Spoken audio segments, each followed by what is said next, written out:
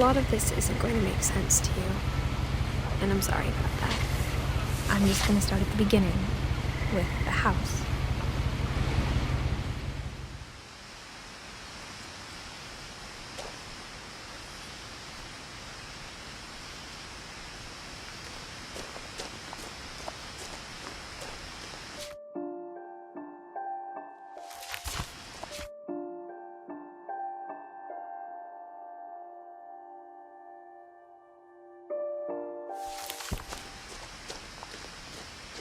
I lived here until I was 11, but I wasn't allowed inside half the rooms.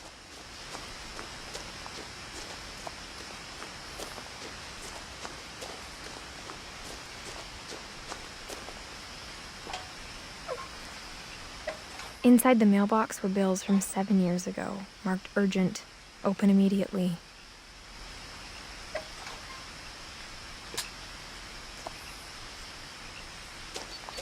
I hadn't been back since my brother Lewis's funeral.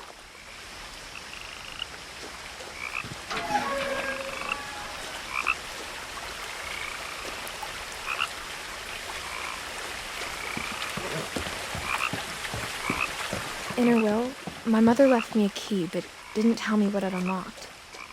Maybe she thought I'd know, or she thought that the mystery would be enough to bring me back.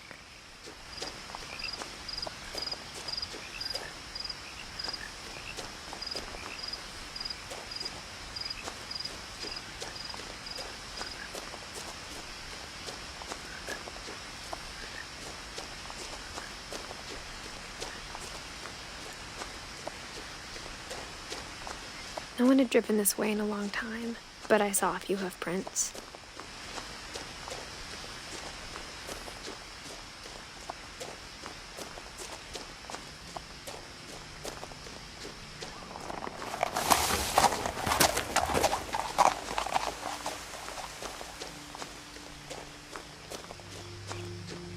The truth is, even after I inherited the house, I never thought I'd come back to it. But now I had questions about my family that only the house knew the answers to.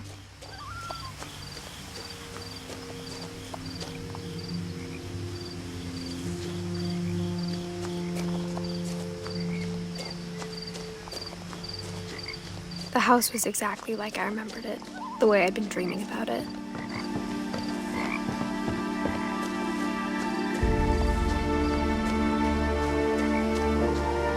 As a child, the house made me uncomfortable in a way I couldn't put into words.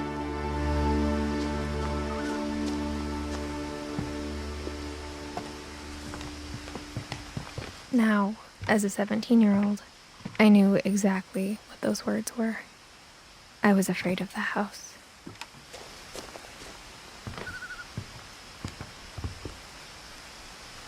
I hoped the key might unlock the front door. It didn't.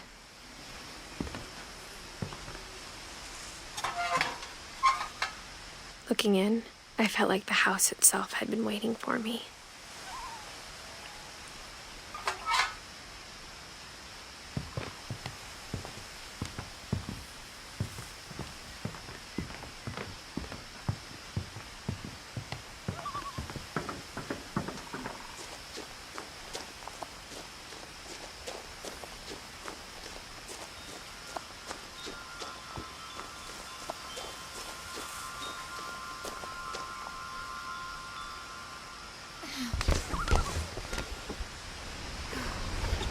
Crawling through the doggy door used to be a lot easier when I was 11. The power had been turned off the night we left.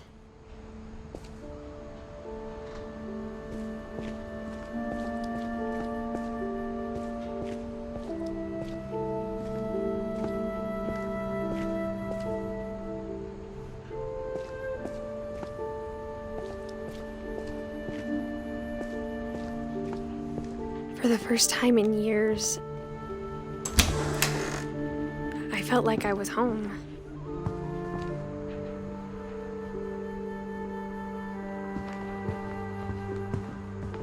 But instead of a family, there were just memories of one.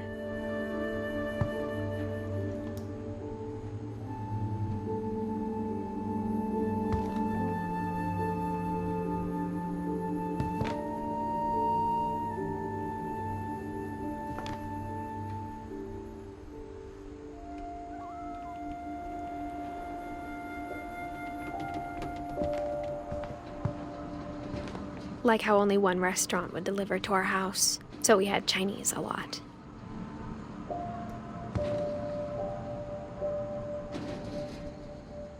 Or how after Louis started working at the cannery, we all got sick of eating salmon. Except our cat, Molly.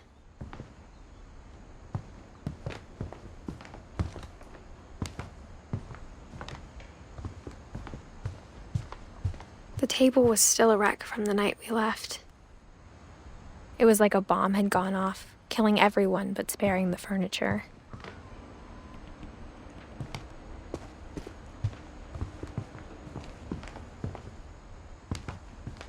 My mom was the only one of us who could imagine Great-Grandma Edie living in a nursing home.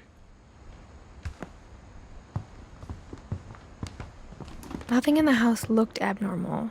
There was just too much of it, like a smile with too many teeth.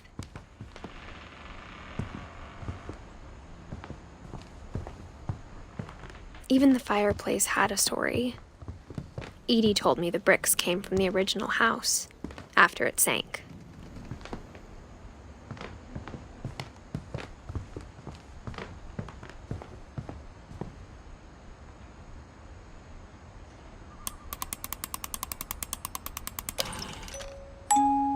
Great-Grandpa Sven built a music box for Barbara, along with the rest of the house.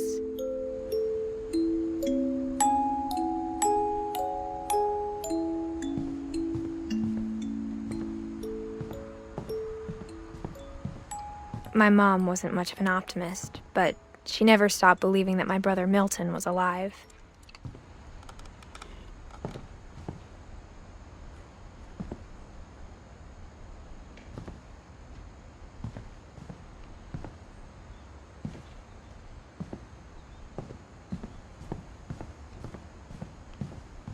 Mom always told me to stay out of the basement, so I wasn't too surprised when the key didn't fit.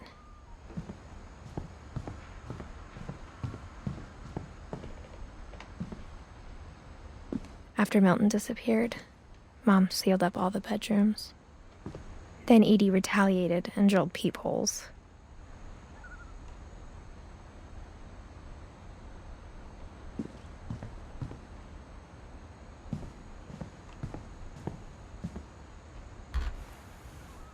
Molly always seemed like a girl I could imagine being friends with, if she hadn't died in 1947.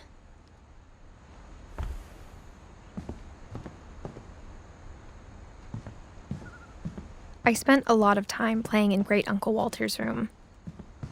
I think my mom sometimes regretted not sealing it up. Louis told me there were secret passages, but I never believed him.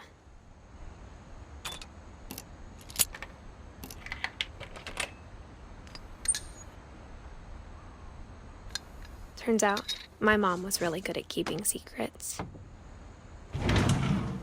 Now it was time to find out what my mom had been afraid of.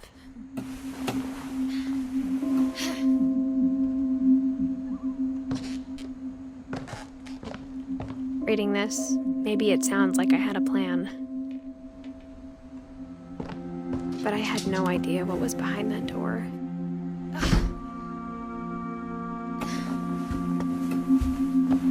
Just like I had no idea where all this was gonna lead.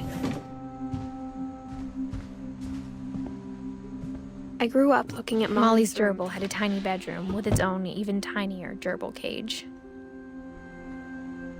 Being inside for the first time, I felt like I'd stepped behind a painting.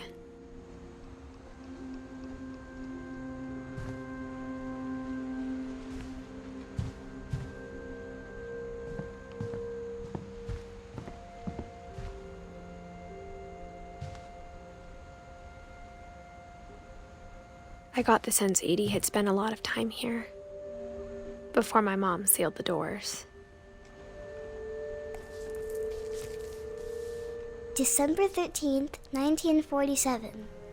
Dear Diary, I'll be gone soon, but I wanted to tell somebody about what's gonna happen. It started when Mom sent me to bed without dinner. I woke up and I was starving, so I looked around for something to eat. The gerbil food was dry, but I didn't mind it.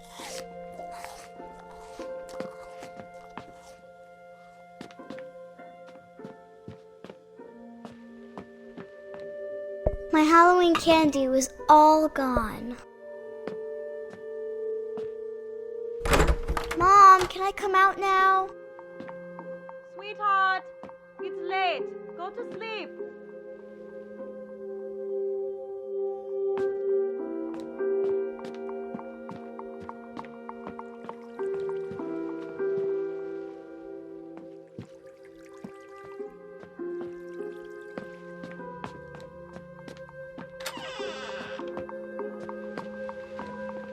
I kept eating and eating.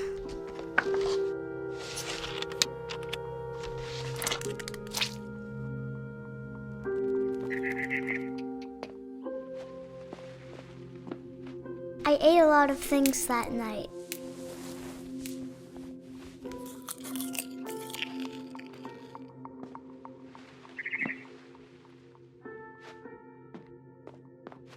Then I heard chirping outside my window. It was a barn swallow going back to her nest. I reached out for her.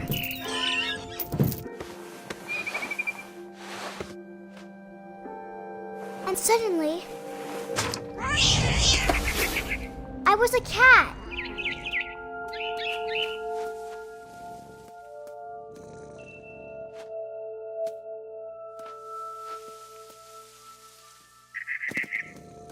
I tried to be quiet, but the bird was really scared.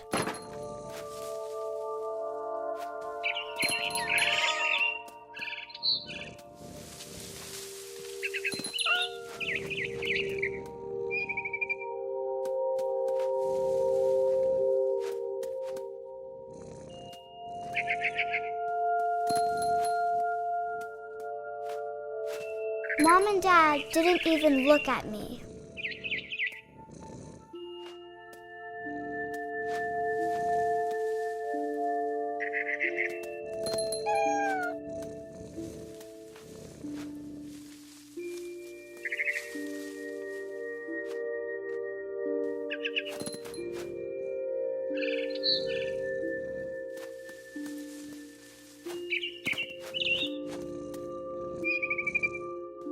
I jumped and I almost got her.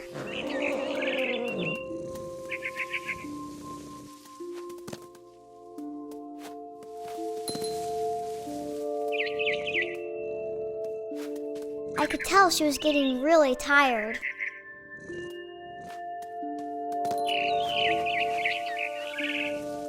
Now I was up in the big tree. I promised Dad I wouldn't climb it anymore. All I cared about was eating that mama bird. I gobbled her up. And suddenly, I was an owl. First, all I heard was the wind. Then I heard little teeth nibbling in the grass.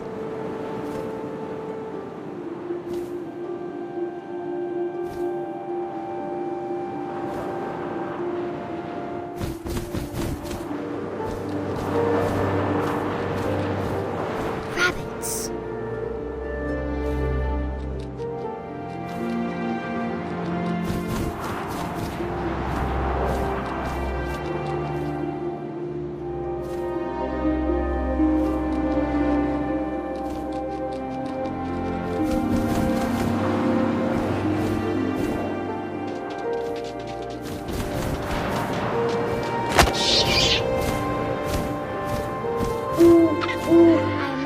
His face looking up and seeing mine through my talons. I swallowed him up, and I didn't chew one bit. Then I flew off to find something bigger.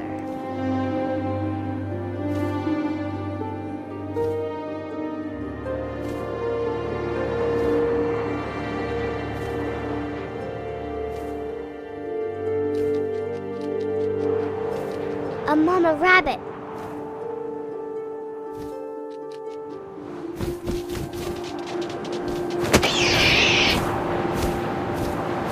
She was almost too big to carry. I started choking, but I couldn't stop eating. And suddenly, I was a shark.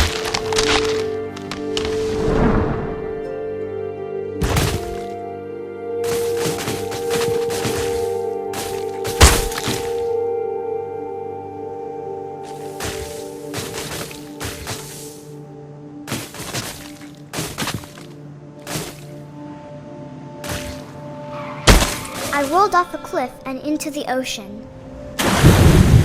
Now, I was hungrier than ever.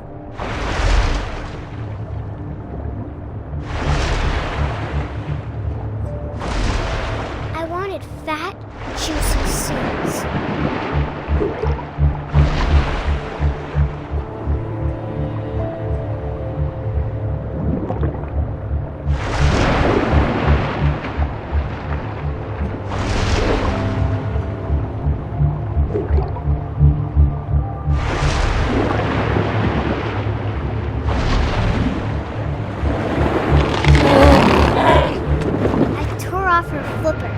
Tasted really good.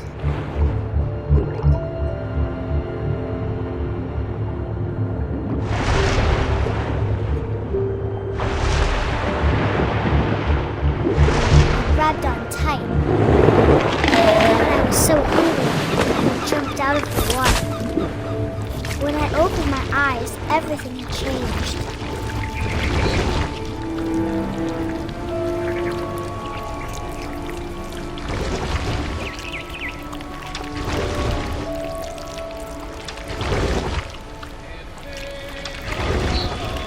Now I was a monster, and I smelled people everywhere.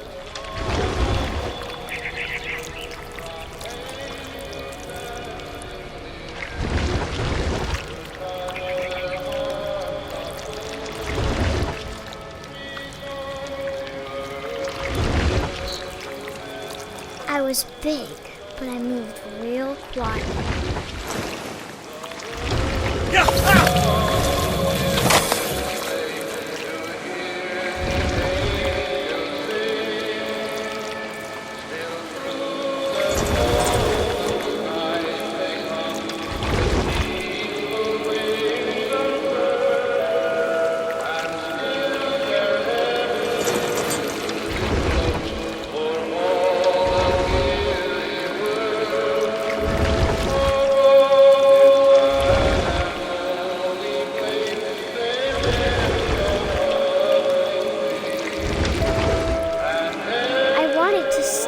But also, I didn't.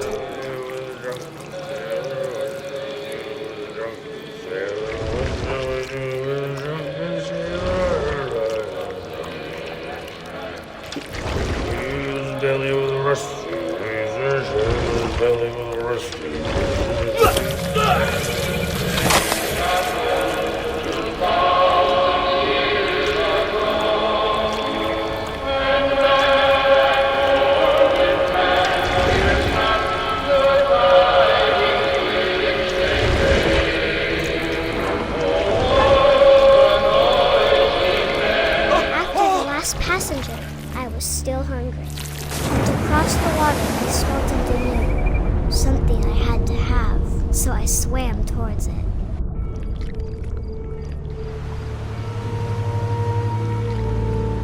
I slithered onto the sand, and the good smell went into an old pipe.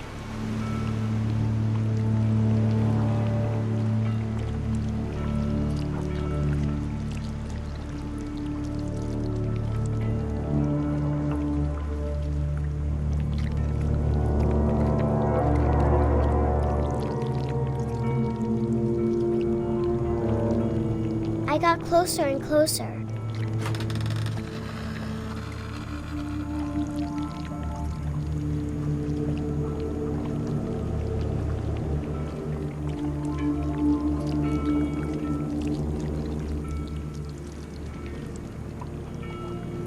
All my stomach started growling. And suddenly, I was me again. I held my breath for a long time, but I couldn't hear anything. I think it's waiting for me to fall asleep. But it's not going to wait much longer. It needs to feed, and we both know I will be delicious.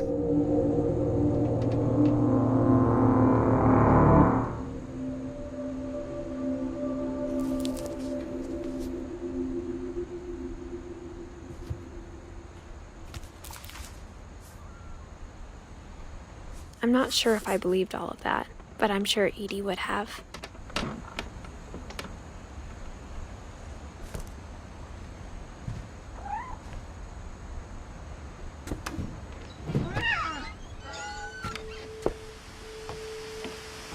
This will be obvious later, but my mom never told me any of these stories.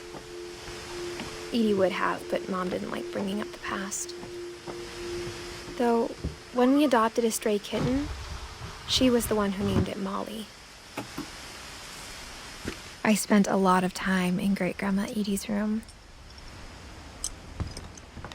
We got along, and it was a good place to hide from my mom. Her room was like a museum.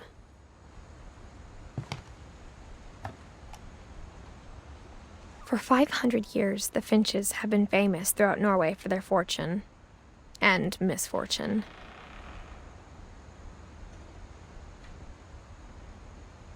Odin Finch buries the latest victims of the family curse, his wife Ingeborg and their newborn son, Johan.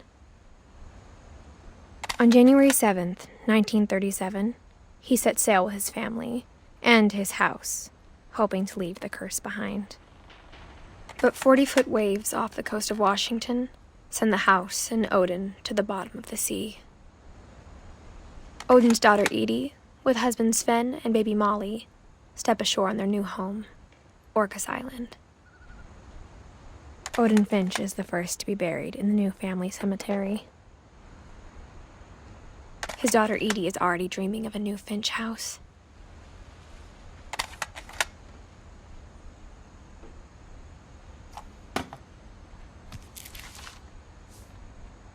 Whatever's wrong with this family, it goes back a long ways.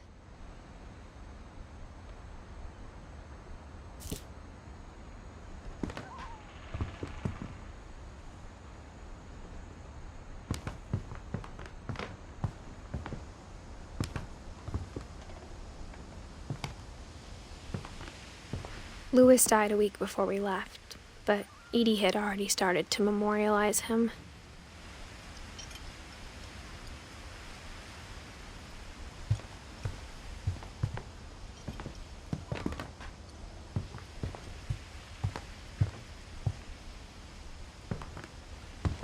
When Edie told people Sven was killed by a dragon, she could also have said he was building a dragon-shaped slide that collapsed. She could have, but she didn't. Even in her 90s, sometimes Edie seemed a lot younger than my mother.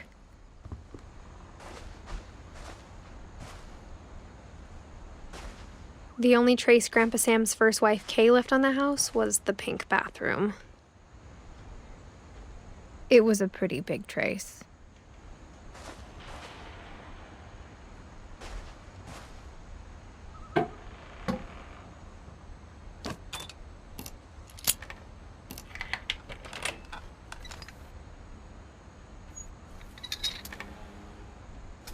There's a secret in this bathroom. It's in the last place you would look. It isn't in the cupboard. It's hidden in this book.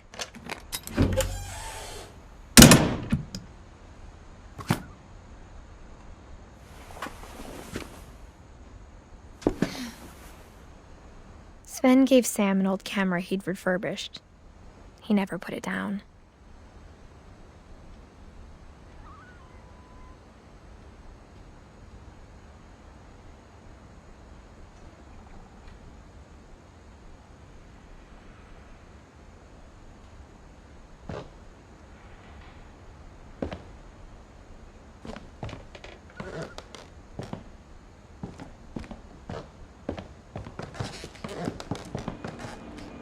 From the paintings on the wall, it was clear my brother Milton had been here before me.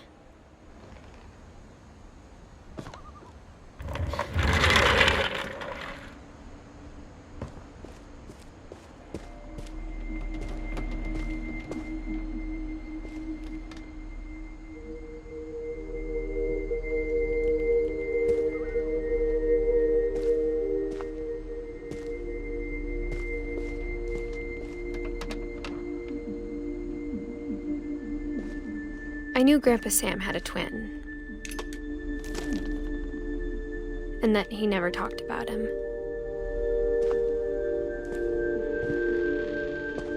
I guess my grandpa didn't like history any more than my mom did.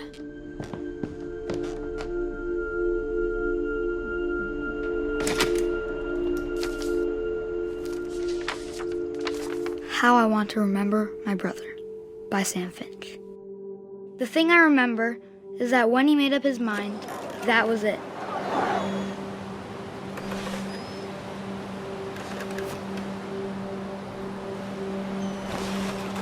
My brother said he'd die before he ate another mushroom, and he did. At Barbara's funeral, we swore we'd never be afraid again, and he wasn't. I think Calvin always wanted to fly. Sam! Calvin! Dinner's ready! Coming! But that day, he finally made up his mind to do it.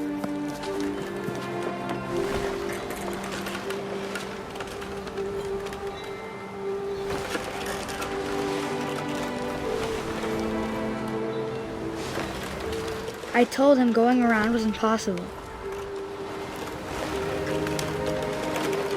Maybe if I hadn't said that. Calvin! I'm not gonna tell you again! Maybe if the wind hadn't picked up. Then maybe he'd still be here. But I doubt it. I think he'd already made up his mind. That's what I want to remember about my brother.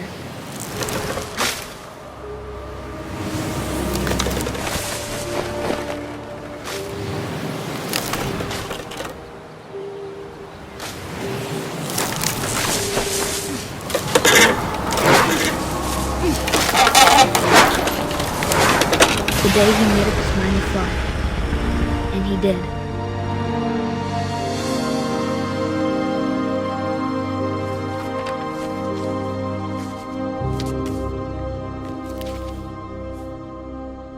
Calvin's story felt strangely familiar.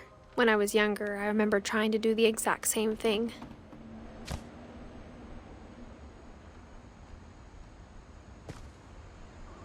After the funeral, Edie roped off Calvin's half of the room.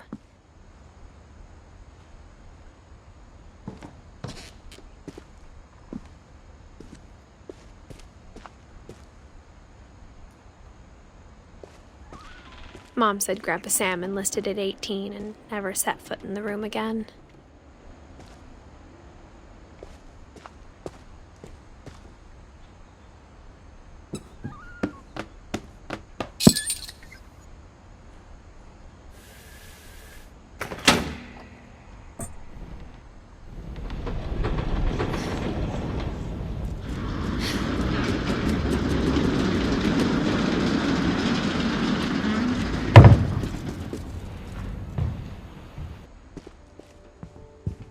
The passages were a pretty tight fit.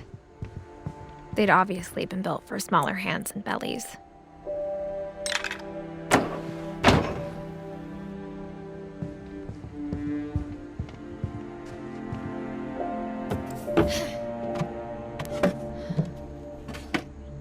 Growing up, I always thought of Barbara as a child star.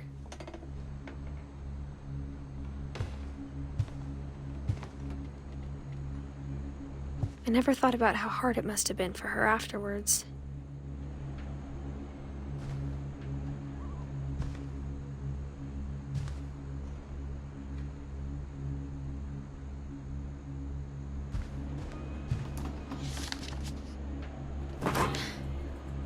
Of all the stories people wrote about Barbara's death, I'm surprised Edie saved this one.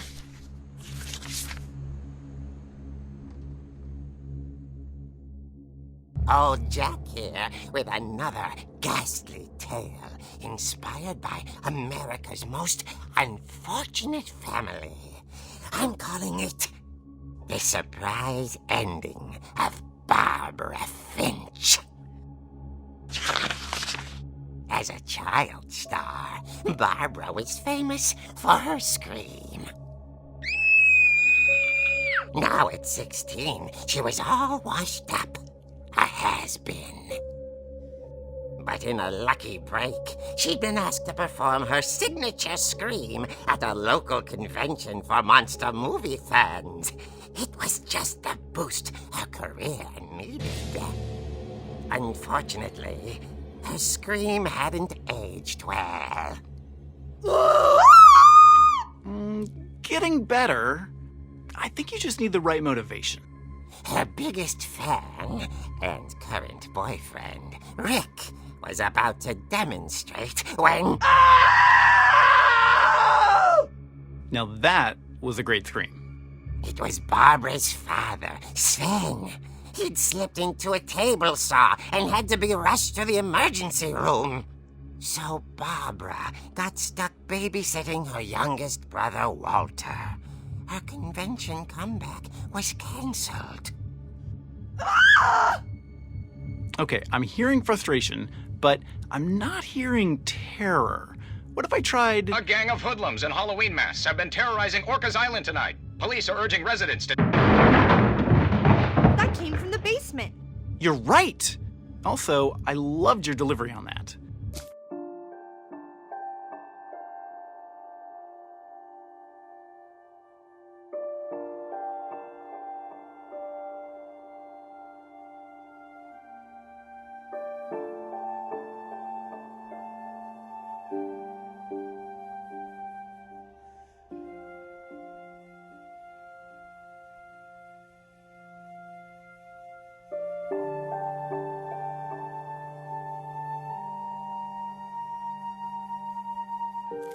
Why is your basement door locked? Because my dad likes making puzzles and secret passages. There's a key hidden in the music box. The secret is to keep winding and winding until finally the key pops out. Thanks, babe. I'll be back in a sec. 20 minutes later, Rick hadn't returned. So Barbara went to look for him, right on cue. She reached for the music box. And as she wound the key, she listened for Rick, but the house was silent.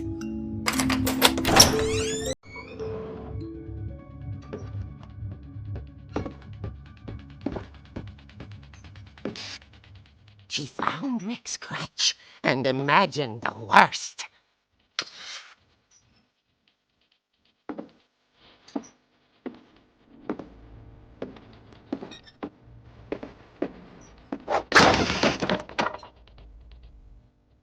The gang's leader is the infamous Hookman Killer, Dr. Carl Hamill, who impaled and then ate his family 10 years ago tonight.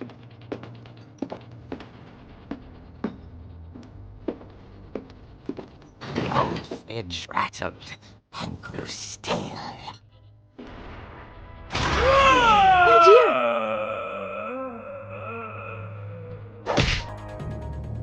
Oh! Rick?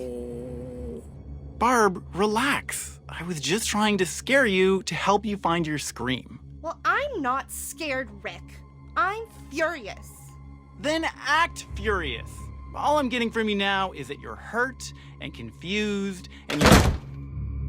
She threw him out, but she kept a little something to remember him by. Barb, have you seen my other crutch? And she was still holding it when she fell asleep watching the late picture show. Hours later... Barbara! Walter, what's going on up there? Ah! Okay, I'm coming up, but if this is a trick, you're dead, Walter.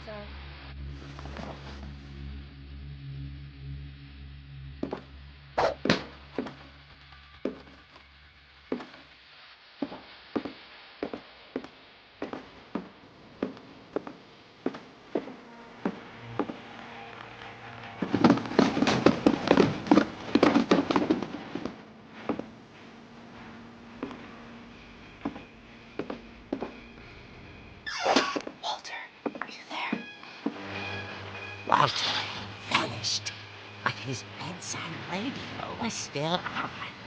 Orcas Island police described the man as 6 feet tall, with a steel hook for a hand. Residents are urged to lock all doors and windows and notify the police of any suspicious activity. Barbara turned, saw the hook man, and was speechless. He was quite smashing.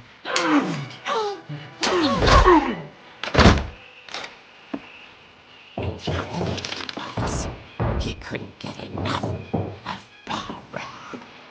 Okay, Barbara, there's gotta be another way out of here. That night, she played her part beautifully.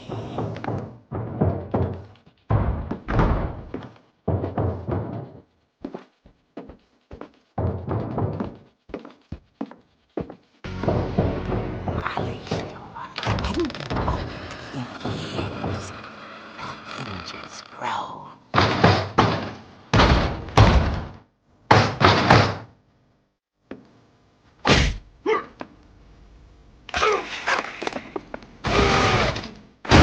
He wasn't moving, but she sensed the story might not be over yet.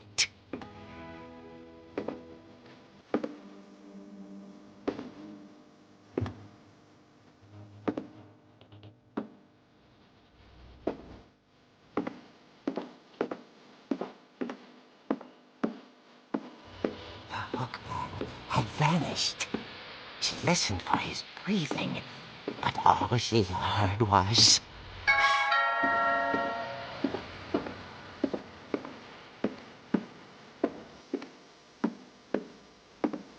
At the door, she heard whispering.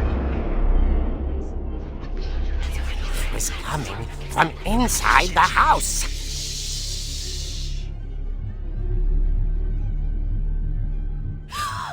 Oh dear.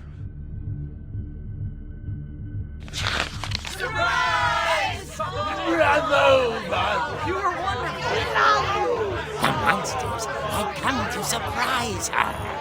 For Barbara, it was a dream come true. Then she saw what kind of monsters they were, and she realized what was about to happen. She was going to be famous. And with her final breath, Barbara Finch gave the performance of her life.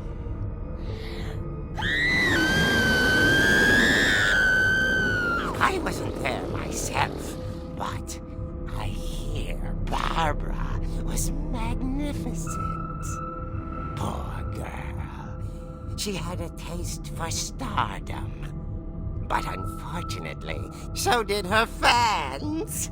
Of course, the police blamed it all on poor Rick, who disappeared the same night. And little Walter? Hiding under his bed the whole time. He took it all pretty hard, but that's another story. As for Barbara, tucked inside the music box is all they ever found of her. Her ear. Now that's what I call a real eerie tale.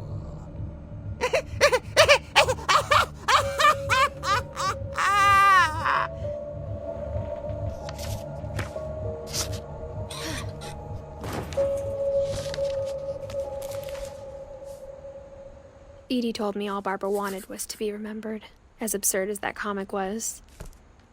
Maybe what Edie saw was a happy ending.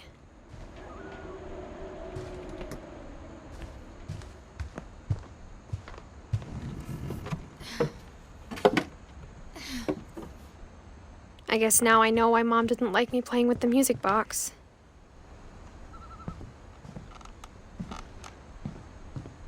Whenever people ask me about my family, the first thing they always want to know about is Barbara. Edie's father, Odin, built the original house.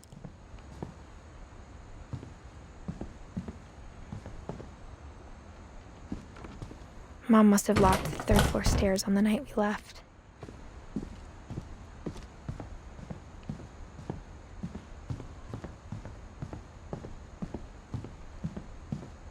It's funny. All those times I played with the music box and never found the basement key.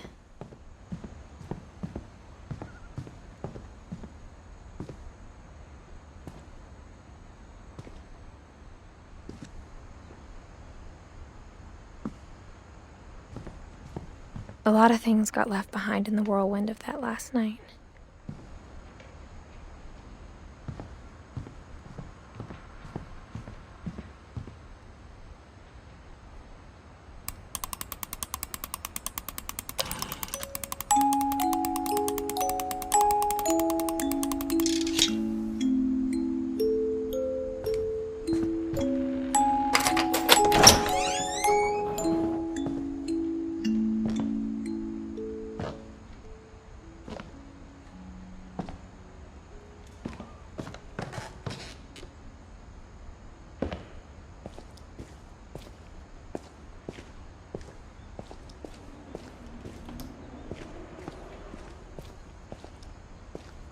Mom said the basement was off limits, unless I wanted another tetanus shot.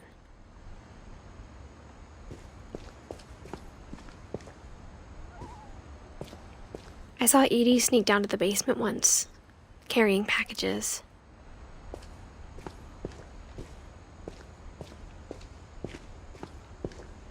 I thought maybe she was hiding presents. It turned out she was hiding a lot more than that.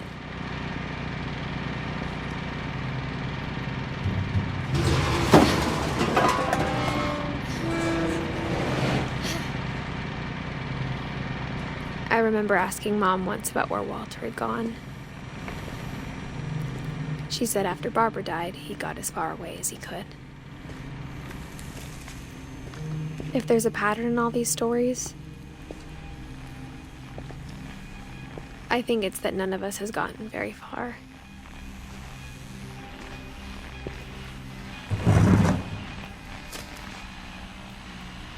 Goodbye, everyone.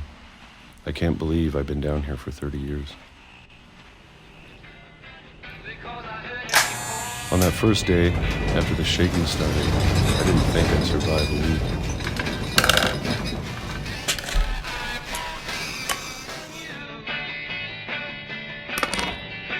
But after a few days, I settled into a routine.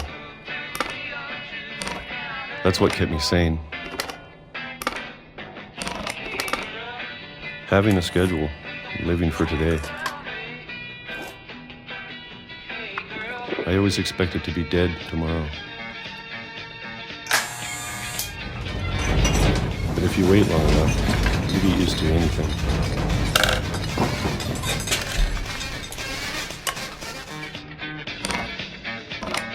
Even a monster on the other side of the door starts to feel normal. Almost friendly.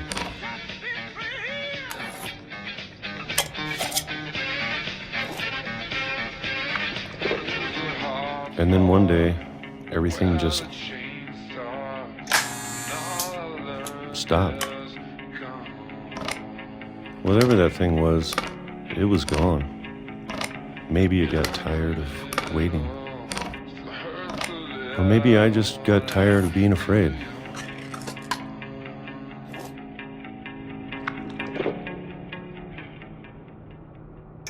It's been a week now, the longest in 30 years.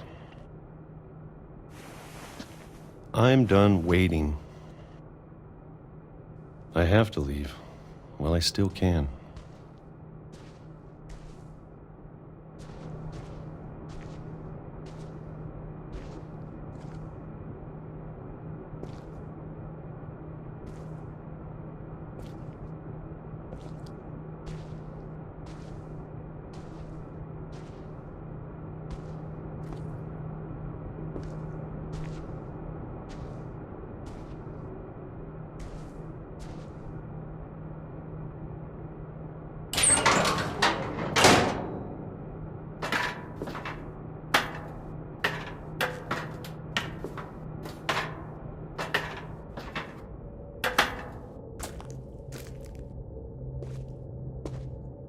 I know it's out there, somewhere. Whatever killed Barbara and Molly and Calvin. Maybe this is all a mistake. But I need to stop living the same day, even if it kills me.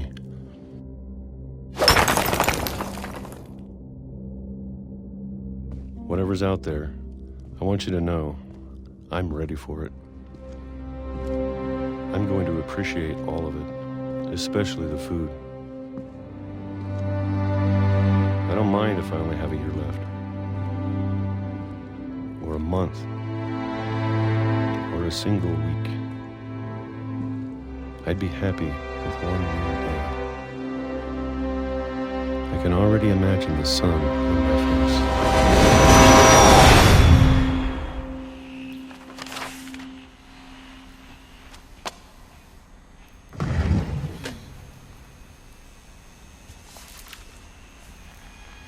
Walter died when I was 6. I can't believe my mom never told me he was down here. I'm sure my mom was trying to protect me.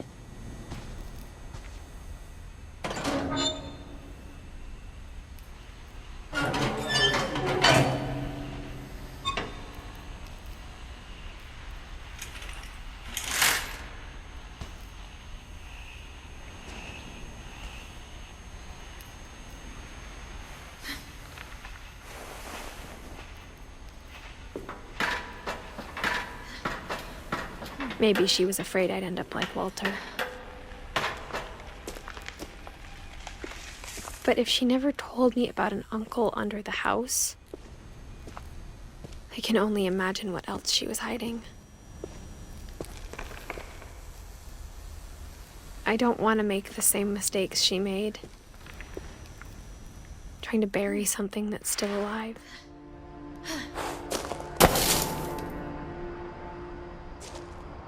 Now that there's only one of us left, or maybe 2, I thought it was time I heard the stories for myself and found out what happened to everyone else.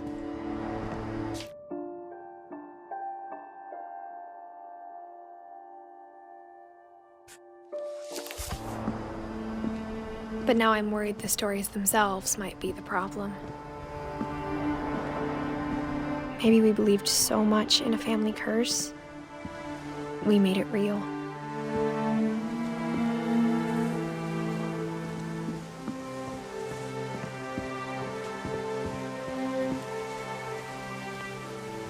I don't know if I should even be writing this.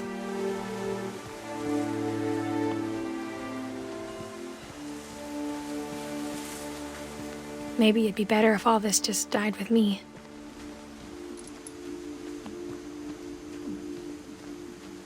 But I thought you should know about your family.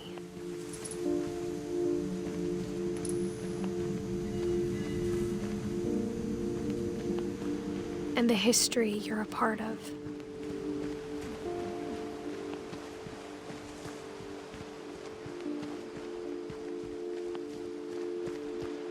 Though to be honest, I feel as lost as you probably do right now.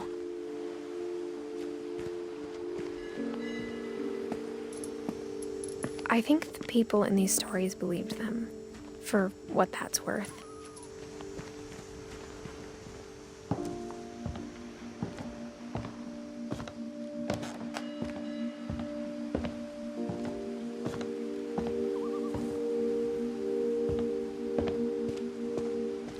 And when you look at the house, that history of imagination and stubbornness and madness, any of it seems possible.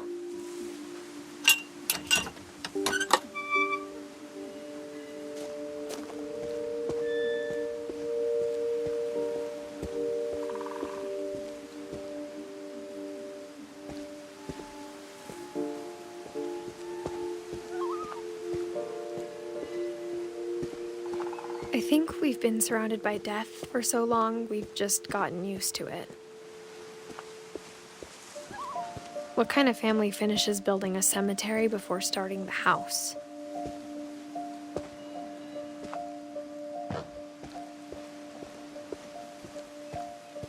It's embarrassing for me to admit this, but the pet cemetery made me more uncomfortable than the human one. 3 of the gerbils were mine, and 2 had been my fault. Sven built the house, but it was Edie who designed the cemetery.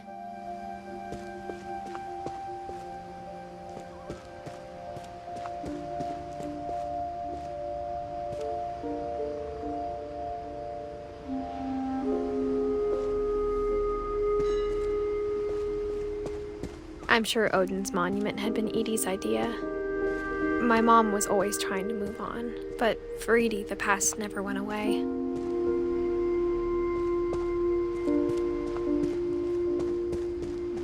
She could see it poking out of the water at low tide.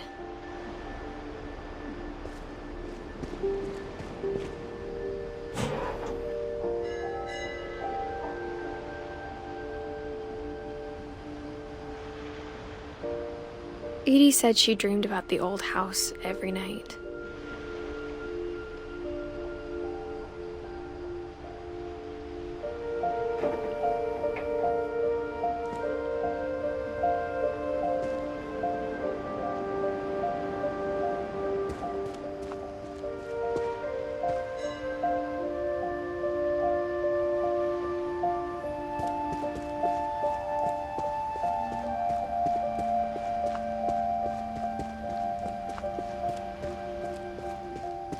Edie's side was always easier for me to understand.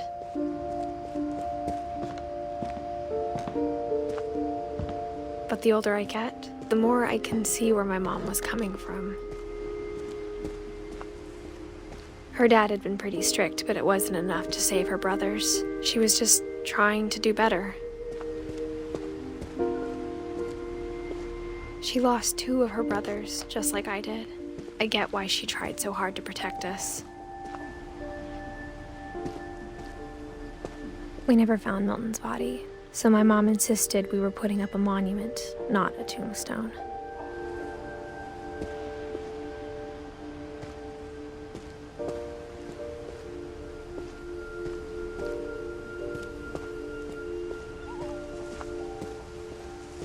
There's so many things I wish I could ask my mom now. Part of me thinks this is what she wanted all along, for me to come back someday and find everything out for myself.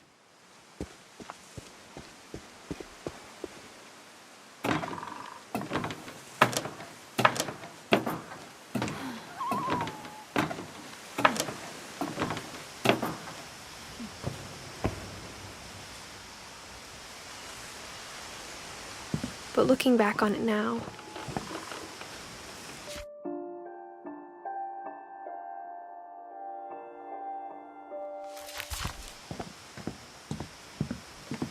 if she told me there was going to be so much climbing, I never would have come when I was 22 weeks pregnant.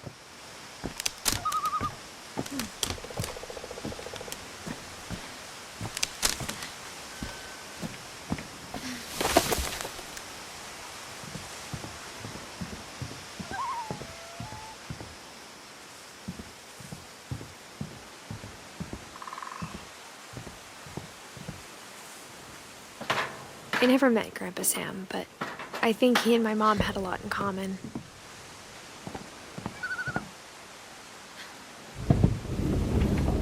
They were both pretty intense.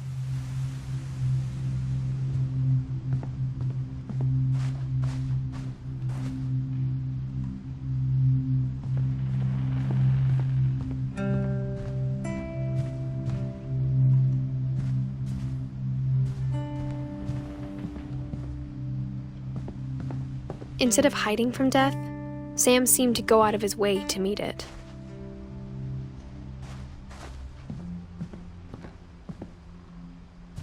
Sam spent his life shooting photos, but Mom said he got nervous being in front of the camera. I guess we're all afraid of something.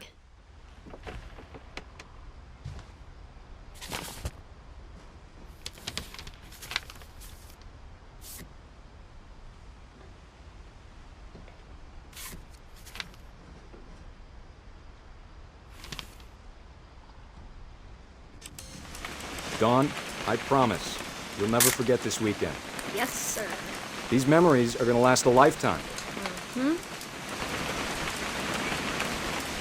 Am I gonna have to shoot anything? It's a hunting trip, Dawn. Shooting is strongly encouraged.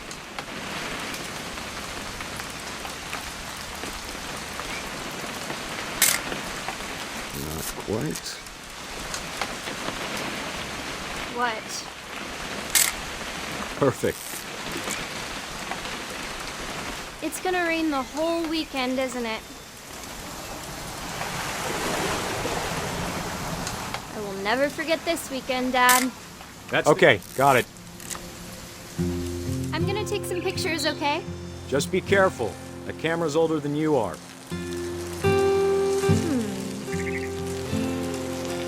Definitely should not have drunk all. Hey! That's a keeper.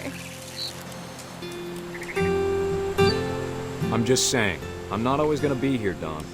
You'll need to remember this stuff, if you want to survive. I'll be fine, Dad. You know who else thought he was gonna be fine? Some guy who died. Dawn, I'm being serious. I know, Dad. You're always serious. Doesn't being out here make you want to chill out? Well, to tell you the truth, I haven't been out here in 20 years.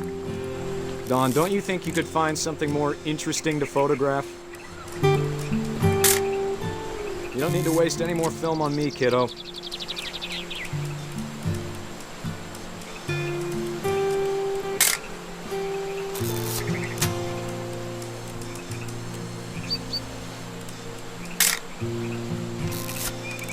Last time I was with my brother Calvin. Man, that was a great trip. Dad! Good eyes, Dawn.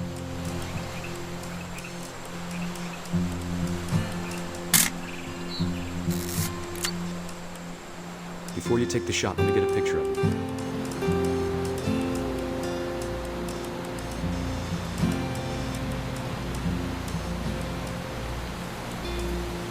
Dad, I... Just breathe. Let me get behind you. Do I have to do this? Dawn, you don't have to do anything. But if you want to survive, you'll need to be strong.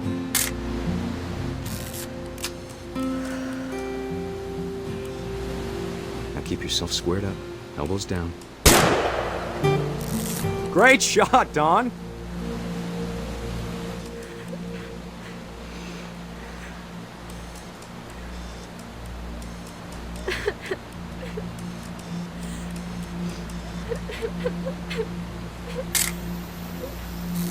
I'm proud of you, Dawn. Always remember that, okay?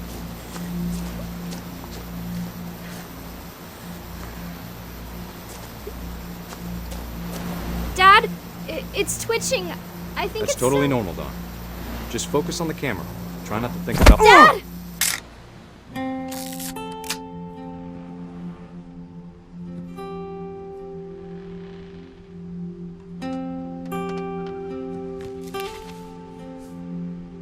Of all these stories, that's the one I wish most that my mom had told me.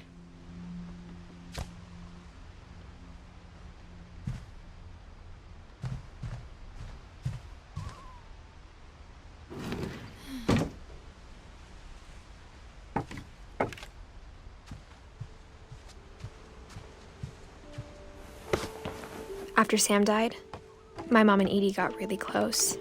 They'd both lost a lot.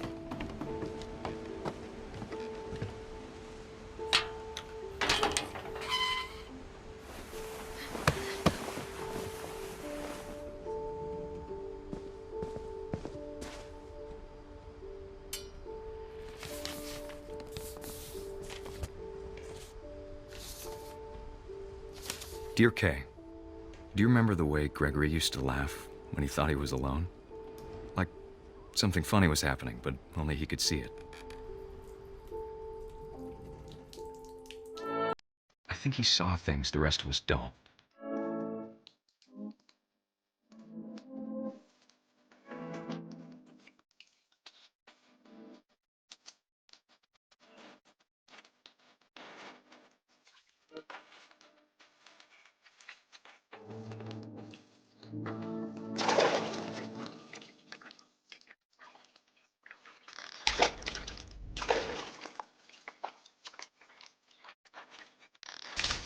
Watching over Gregory, it's time to... Hold on, sweetie. Hello? Sam, I told you I don't want to talk right now. I wonder what he saw. What his world was like.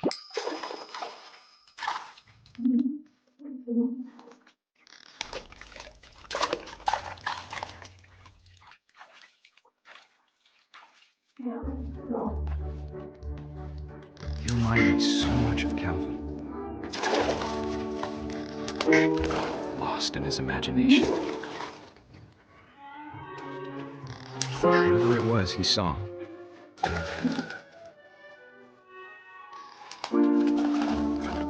It sure made him happy.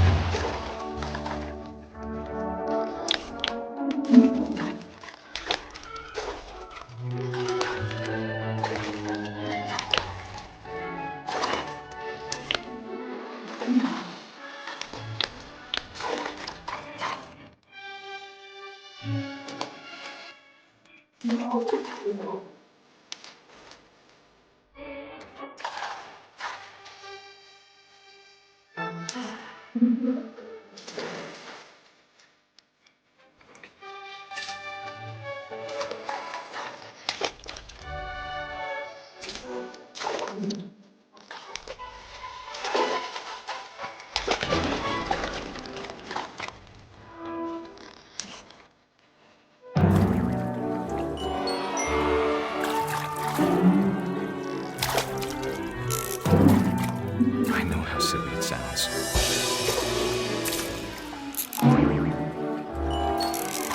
But I worried about a baby being too happy. But I could feel him slipping away. Sorry about that, Gregory. I know you did everything you could. Maybe if I hadn't called that night. Damn it. Hold on, I don't want Gregory to hear this.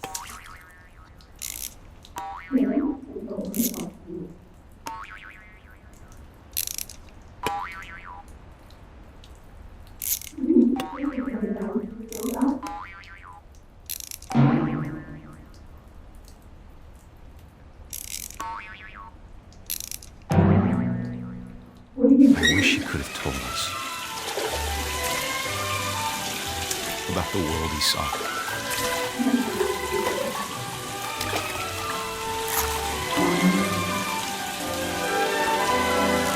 There's so much I don't understand about Gregory, about everything.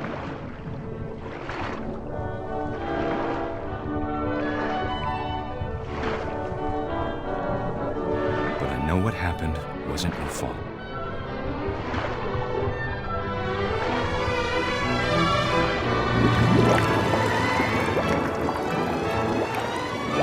I'm sure he's happy. And he'd want you to be happy too. Good luck, Kay. Love, Sam.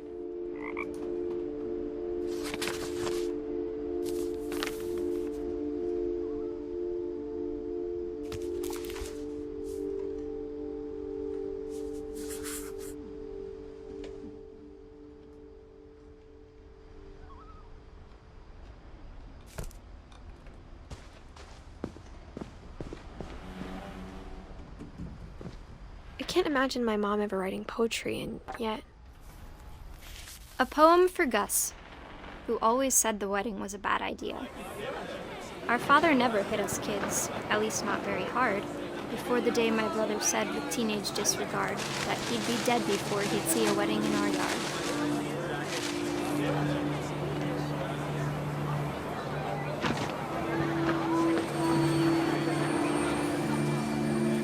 My father made him come, of course, but Gus stood far apart, just flew his kite and bottled up the storm inside his heart.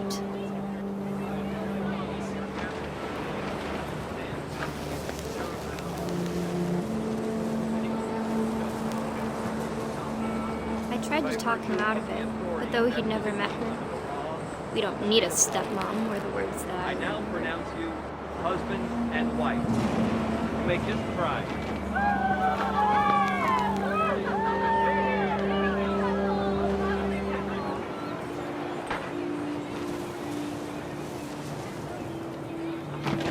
When the time for photos came, Dad ordered him to Come here.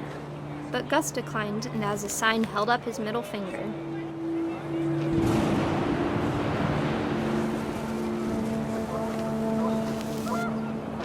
The wind picked up and panicked geese appeared and quickly went. But all the humans did that day was go inside the tent.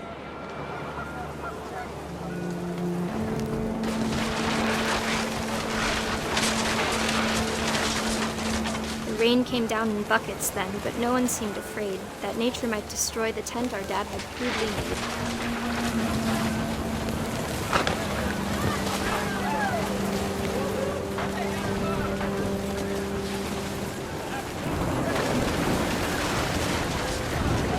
The thunder sounded much too close and full of angry power. But all my father said to this was, "Make the music louder."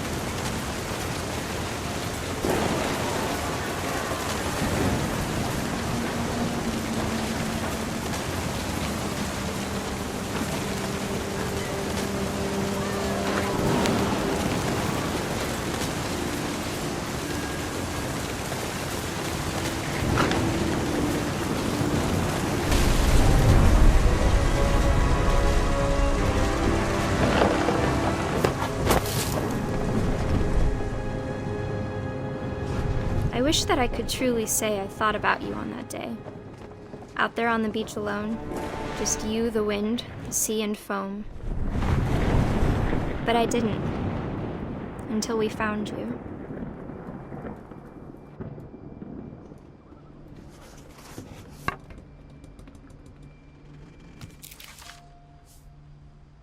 She never talked about him, but Mom told me once if I was a boy, they were going to name me Gus.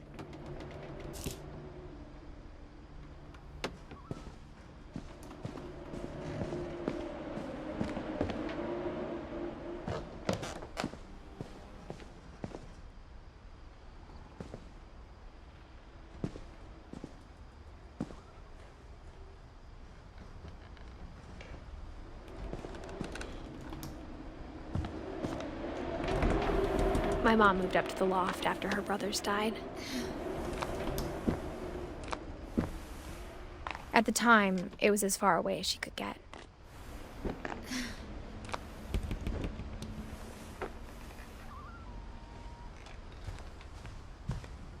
She spent a summer building houses in Calcutta, where she met my dad, Sanjay.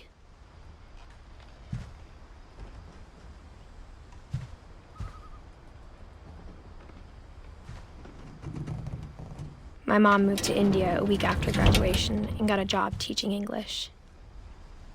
Louis was born a year later.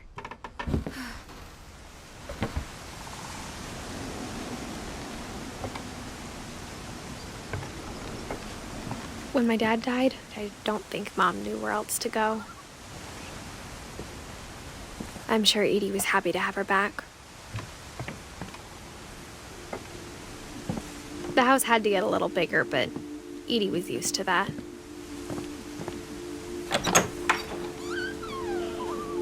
And for a while, things were good. Almost normal.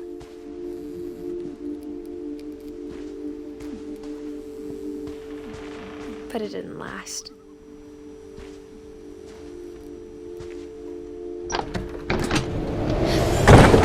The beginning of the end was Milton's 10th birthday, when Edie gave him a castle.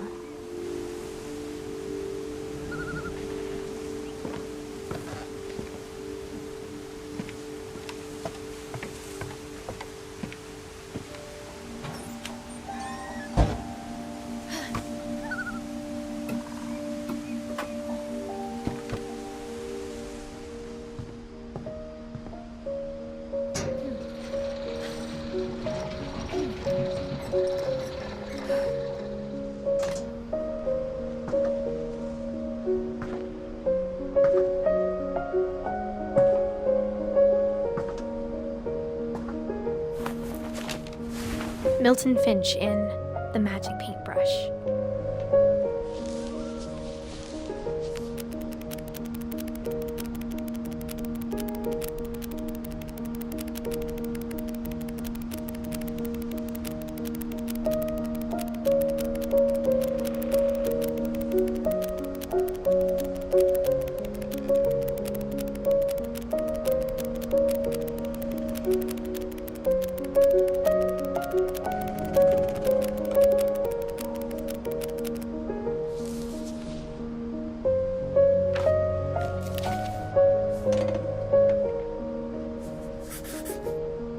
I was 4 when Milton disappeared.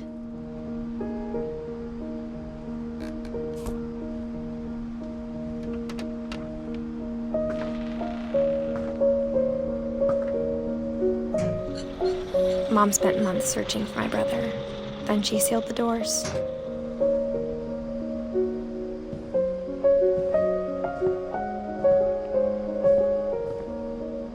Whatever Milton had found in the house, Mom didn't want it getting out.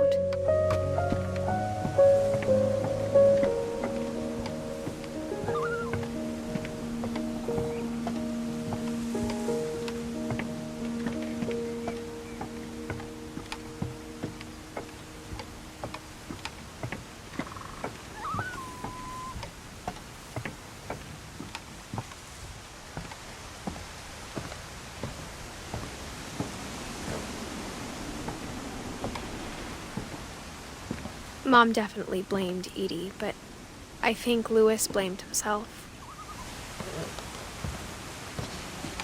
After he graduated, he just spent more and more time in his room, until Mom got him a job at the cannery.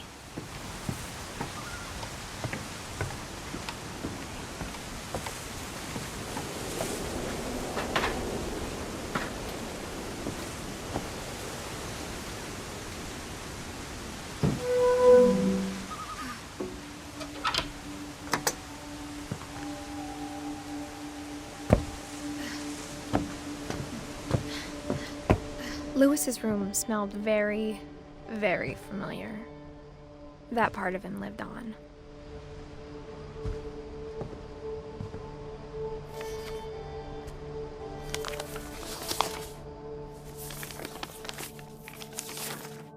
Dear Mrs. Finch, as Louis's psychiatrist, I can understand your desire for an explanation.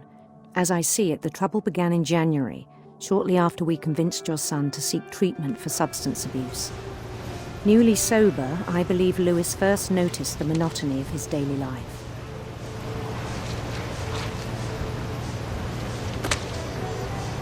He kept working at the cannery.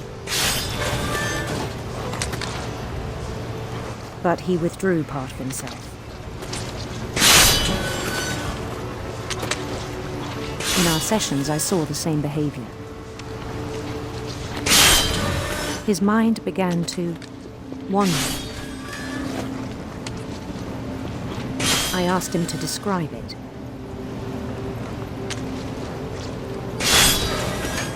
He said he started small, imagining a labyrinth. He'd feel his way about. Then something moved. Bats. And toads.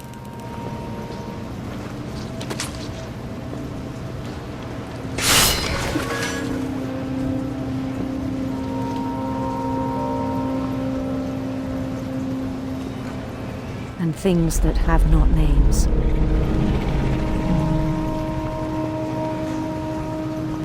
He knew it was all in his head.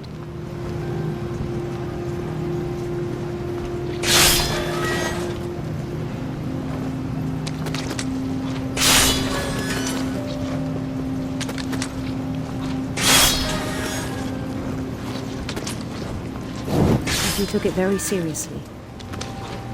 I had hoped he'd find himself.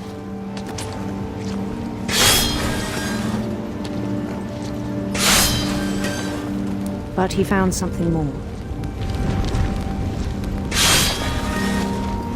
I worried about him then. Daydreaming at the cannery. I spoke with his boss, but he said Lewis had become a model employee. Methodical, tireless, focused. Like a whole new Lewis.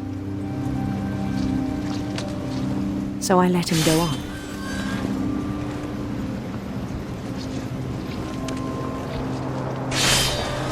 I even encouraged him.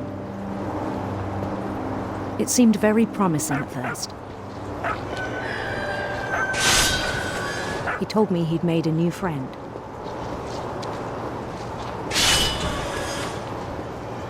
On the edge of a city he named Lewis Topia. He built the city up slowly, brick by brick.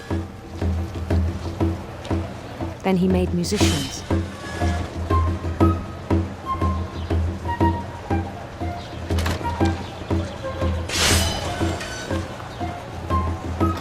And songs for them to play. He talked about starting a band. And he was always humming something. Every day his imagination grew stronger. He no longer spoke at the cannery, but his chopping was as reliable as ever. Then one day it struck him that all the cheering crowds, even the stones under his feet, were all in his imagination, so he could do whatever he wished.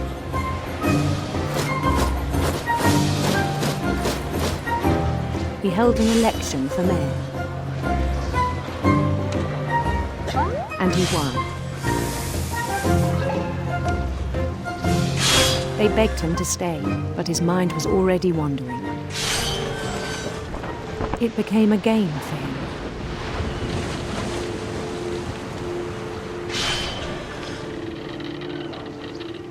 He'd conquer a city, then immediately push on. New Louisville. St. Louis. He started drifting away from our reality.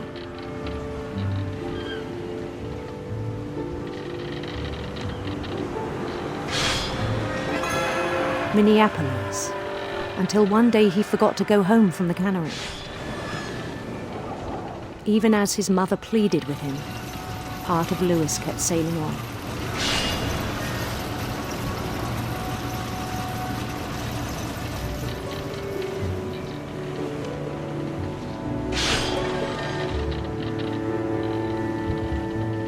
In Lewisburg, he heard rumors of a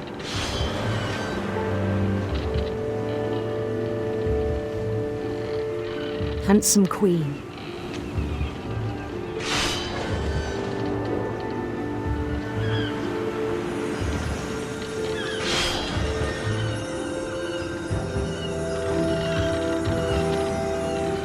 The queen was on her own quest for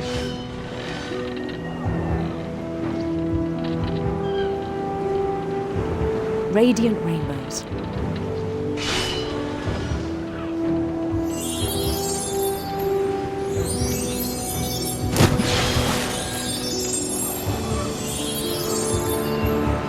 He followed the sound of her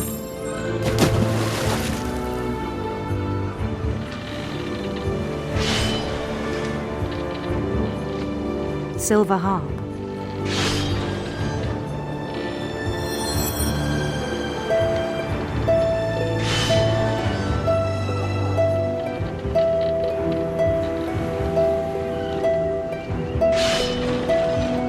His chase led him to a golden palace east of the sun and west of the moon. Even then, his logic remained sound. He knew the world was all in his imagination.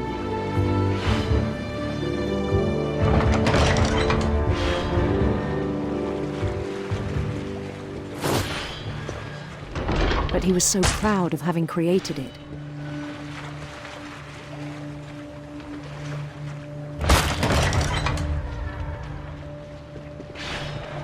In his own eyes, he'd become something greater than a king.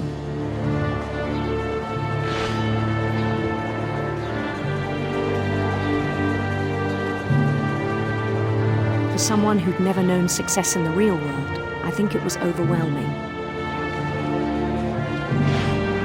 And then it struck him that the real Lewis was not the one chopping salmon, but the one climbing the steps of a golden palace.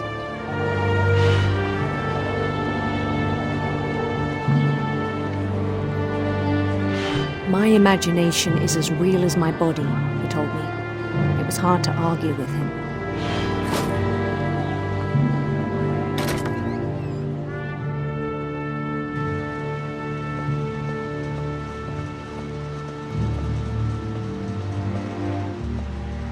He began to forget the world we know.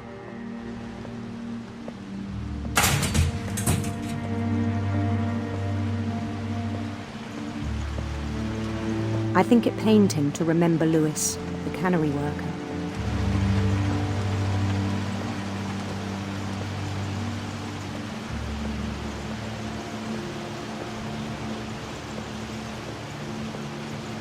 He began to despise the man with a royal contempt.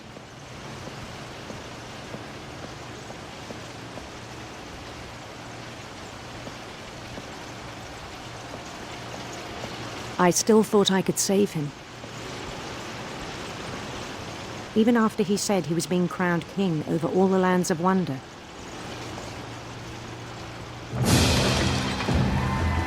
The palace would be packed with his companions.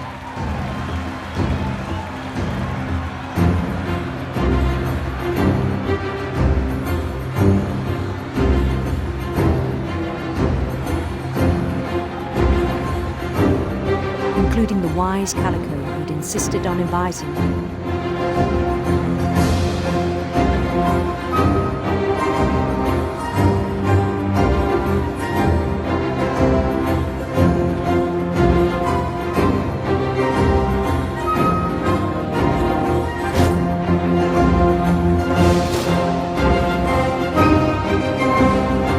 His queen waited, holding his crown.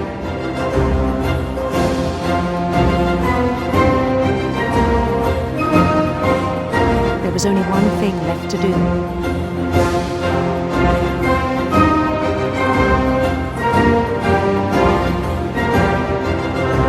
Bend down his head.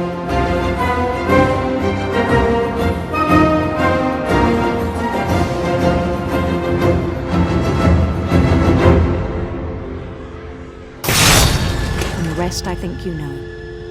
Mrs. Finch, your son was a kind man who will be missed by all of us who knew him.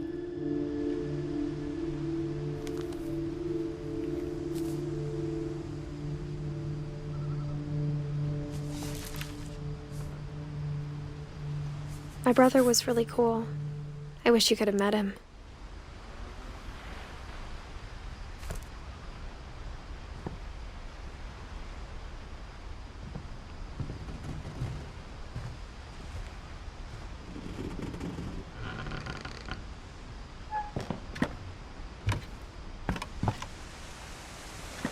On the way back from Lewis's funeral, my mom told me to start packing. She waited until the day before we left to tell Edie. I'm not sure if she wanted to make it easier or harder.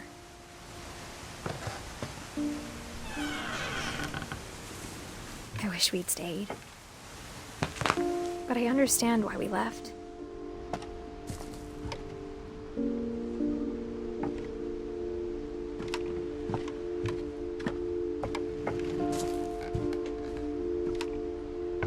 My mom ended up leaving everything behind. What happened that night had been coming for a long time. Maybe it should have come sooner.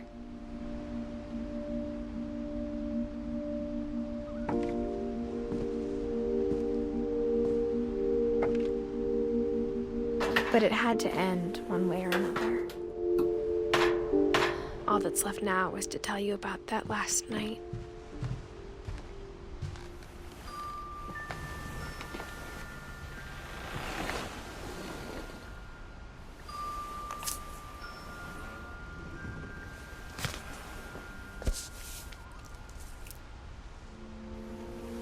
whole last day, Edie just watched us pack and didn't say a word. Until supper, when she raised her glass and said, "To our final night together, and all our final nights apart." Grandma, you know what I said about alcohol. Some of your medications are very Edith, specific. I left a present for you in the hallway. Why don't you go open it? The grown-ups have to argue now. I'm sorry, you're right. We're all leaving tomorrow. Let's just enjoy our last... I'm not leaving. Edith, you're excused.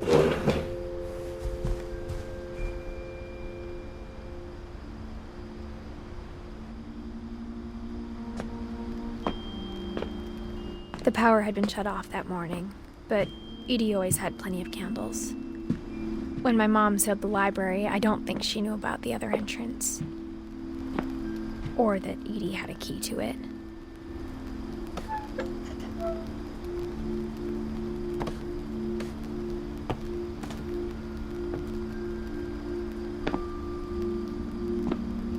That thing you're afraid of isn't going to end when you leave the house.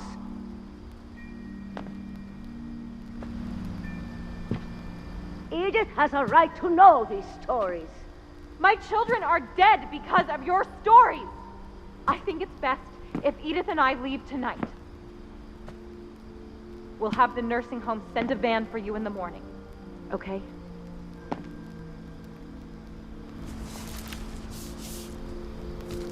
Dear Edith, there's so many stories I wish I could tell you, but there's only time for one. This is about what happened on the night you were born. That night, the tide went way, way out.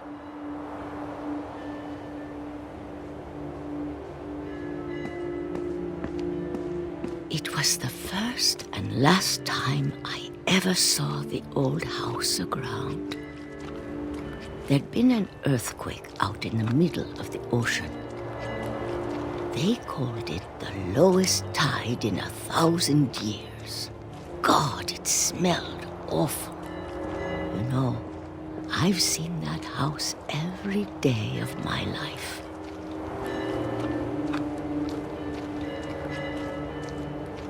But I never thought I'd go back to it. When the fog rolled in, I lost my way.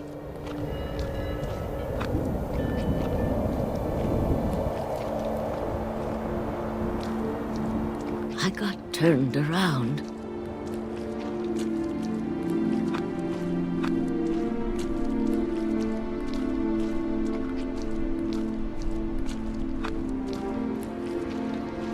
I started seeing things.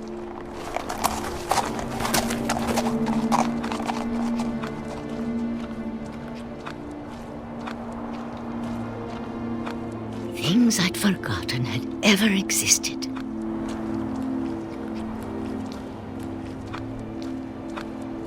But when I saw them, they felt like old friends. That night, a lot of things came back to me. Or maybe I came back to them.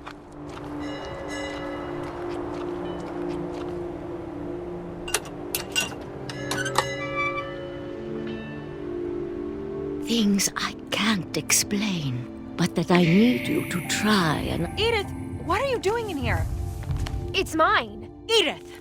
Mom, you're gonna rip it! Let go! I kicked and screamed, but Mom dragged me to the car. I never saw Great-Grandma Edie again. The next morning, the van came to pick her up, but she was already gone. After that, we moved around a lot.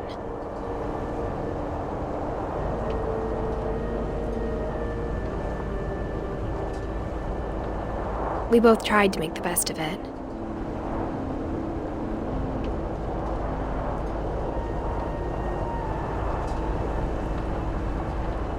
A few years went by.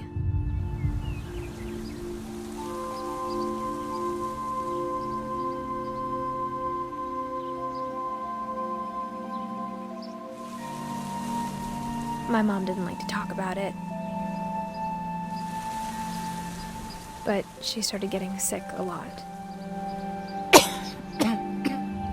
The rest happened pretty quickly.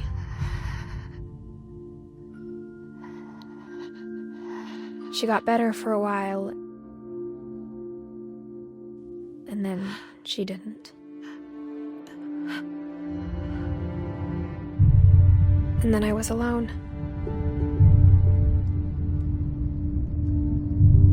The last Finch left alive.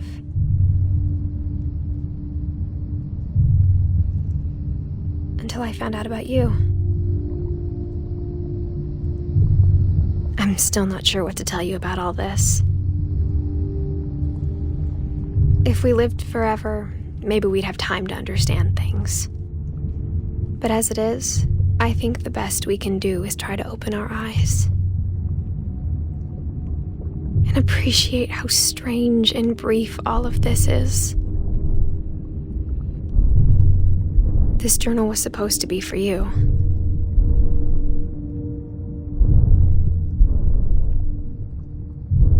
But now I hope you'll never see it. I just want to meet you. And tell you all these stories myself. But I guess if you're reading this now, things didn't work out that way.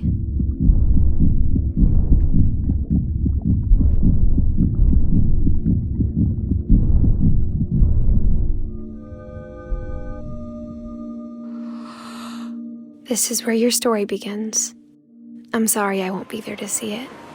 It's a lot to ask, but I don't want you to be sad that I'm gone. I want you to be amazed that any of us ever had a chance to be here at all. Good luck.